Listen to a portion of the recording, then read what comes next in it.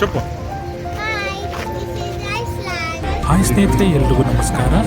ನಾವೀಗ ಉಡುಪಿಯ ಮಲ್ಪೆ ಬೀಚ್ ಹತ್ರ ಇರತಕ್ಕಂಥ ಸೆಂಟ್ ಮೇರೀಸ್ ಐಲ್ಯಾಂಡ್ಗೆ ಫ್ಯಾಮಿಲಿ ಸಮೇತವಾಗಿ ಇಲ್ಲಿ ಬಂದಿದ್ದೀವಿ.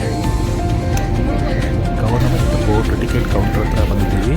ಇಲ್ಲಿ ಒಬ್ಬರಿಗೆ 350 ರೂಪಾಯಿ ಟಿಕೆಟ್ ಇರುತ್ತೆ.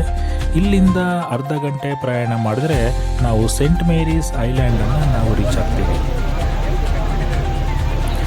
ಇದೇ ಸೆಂಟ್ ಮೇರೀಸ್ ಐಲ್ಯಾಂಡ್. ಕೇವಲ ಅರ್ಧ ಗಂಟೆಯ ಒಂದು ಪ್ರಯಾಣದ ನಂತರ ಸೆಂಟ್ ಮೇರೀಸ್ ಐಲ್ಯಾಂಡ್ಗೆ ನಾವು ರೀಚ್ ಆದ್ವಿ. ಇಲ್ಲಿ ಸೆಂಟ್ ಮೇರೀಸ್ ಐಲ್ಯಾಂಡ್ ಅನ್ನೋದು ಒಂದು ಅದ್ಭುತವಾದಂತಹ ದ್ವೀಪ. ಇಲ್ಲಿ ಕಲ್ಲುಗಳಿಂದ ಮಾಡಿರ್ತಕ್ಕಂಥ ಕೆಲವೊಂದು ನೇಚರೇ ನಿರ್ಮಿತವಾಗಿರ್ತಕ್ಕಂಥ ದೃಶ್ಯಗಳು ಬಹಳ ಅದ್ಭುತವಾಗಿದೆ. ಇಲ್ಲಿ ಅಲೆಗಳ ಕೊರೆತದಿಂದ ಉಂಟಾಗಿರ್ತಕ್ಕಂಥ ಕಲ್ಲಿನ ಫಾರ್ಮೇಷನ್ಸು ಅತ್ಯಂತ ಅದ್ಭುತವಾಗಿದೆ. ನೋಡುಗರ ಮನಸ್ಸನ್ನು ಸೆಳೆದು ಸೆಂಟ್ ಮೇರೀಸ್ ಐಲ್ಯಾಂಡಲ್ಲಿ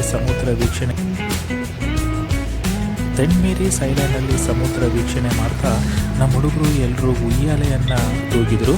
ಉಯ್ಯಾಲೆಯನ್ನು ತೂಗ್ತಾ ಸಮುದ್ರದ ಅಲೆಗಳನ್ನು, ಬಂಡೆಗಳ ಕೊರೆತವನ್ನು ಎಲ್ಲವನ್ನ ನೋಡಿ ಅತ್ಯಂತ ಆನಂದದಿಂದ ಪುಳಕಿತರಾದರು.